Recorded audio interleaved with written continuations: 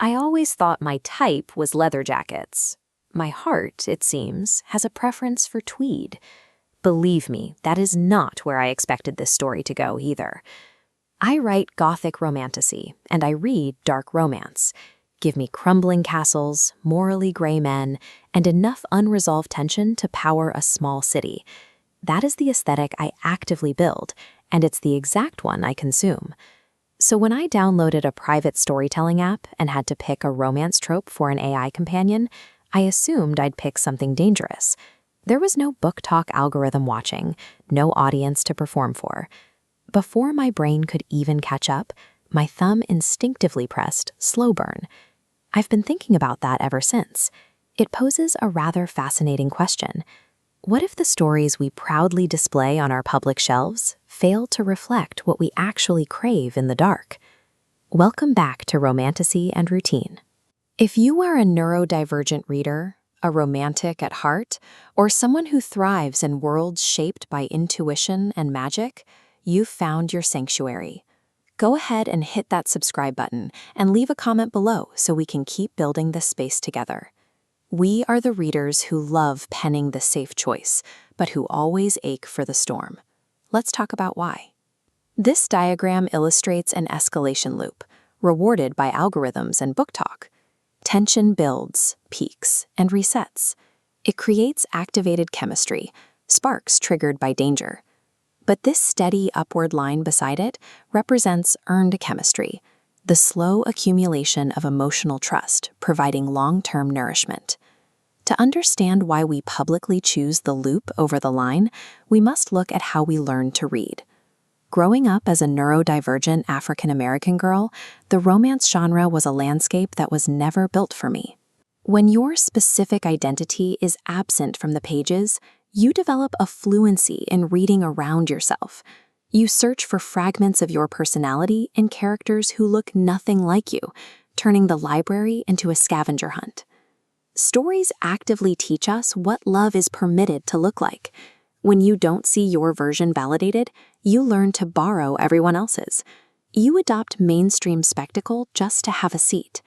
After years of borrowing other people's desires, the lines blur. We convince ourselves that the performative intensity we consume is the exact same thing as the emotional safety our minds require. Which brings us back to that private storytelling app and why my thumb instinctively hit slow burn when left completely alone. A slow burn prioritizes curiosity over the simple delay of physical contact. It requires hours of conversation about paintings and shared jokes, creating a space where trust accumulates through sustained attention. For readers whose minds move differently, or who have spent a lifetime wondering if they will ever be fully seen, safety acts as the essential prerequisite that allows passion to exist at all. Whether you studied Bronte with reverence in the classroom or retreated to interactive fiction apps at 3 a.m., you found a container that held space for your emotional truth when the real world couldn't. From 19th century novels and Wattpad fanfiction to generative AI, the technology changes, but the human mechanism remains exactly the same. There is no shame in utilizing whatever narrative container you need to safely rehearse the feelings you want to experience in real life. Acknowledging that deep craving for a slow burn doesn't mean we have to abandon our love for the shadows. I still write gothic fantasy, and I still devour dark romance. This blueprint model shows how we categorize our reading habits. Think of the high-stakes, morally gray world of dark romance strictly as the playground. It is a thrilling, activated space designed purely for spectacle and entertainment. But the other side of this framework is the blueprint. This represents the slow, identity-forming material, the earned chemistry and genuine safety that actually shape the core of what we need from human connection. That is the true function of these stories. They are, and always have been, our private rehearsal spaces for reality. When the performance stops and you are left with just the text, you realize that the quiet invitation of, "Tell me more," creates a far more romantic sanctuary than "I desire you" ever could.